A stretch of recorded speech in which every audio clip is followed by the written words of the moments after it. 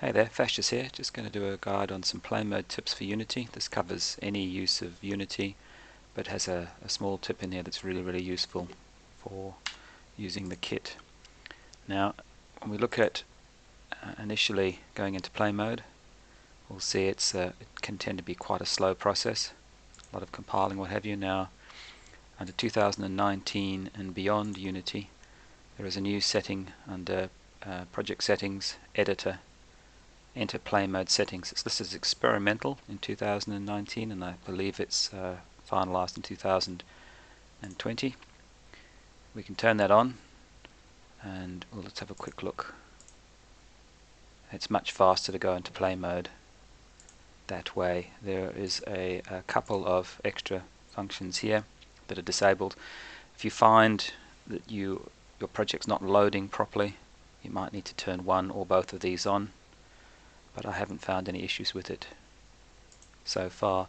The second aspect, it's nothing worse than entering in, having a look at your scene, making some changes and realizing that you were actually in play mode all along and you'd forgotten and all the changes are lost.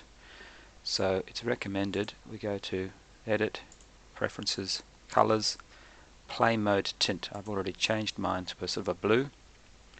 I'll change it to a little red just to see what it does.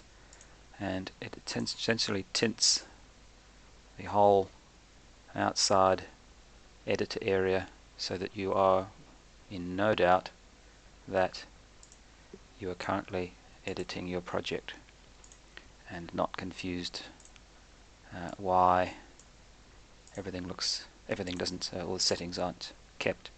And the third thing we look at, this is reasonably, well, it's not generic to the kit, but very useful for the kit because the kit has to run this 00 init scene first. Does a lot of setups. Now, people might be doing things in their own games, setting up singletons and what have you, so that when they run another scene that doesn't run through the initial, like a later on map, doesn't run through the initial main menu, the singleton's still set up.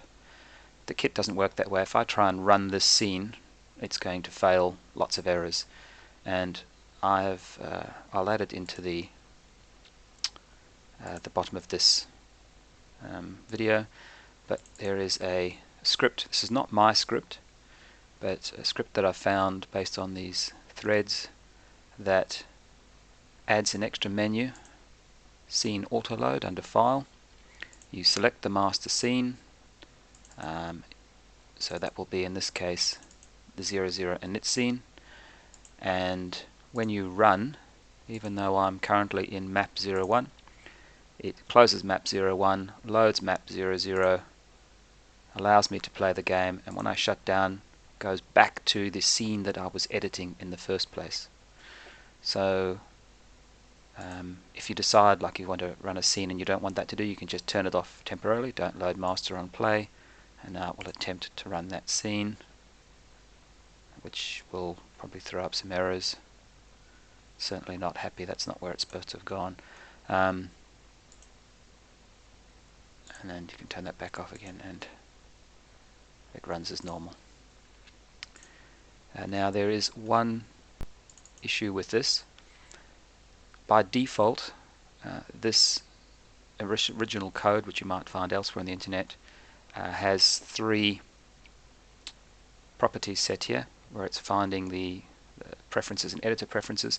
That was called Scene Autoloader Master Play, and that's fine, except that if you add this script to another Unity project, it will attempt to load the scene from the first Unity project and it'll fail. So what you really want is to change these three private constants here and change that to the name of the game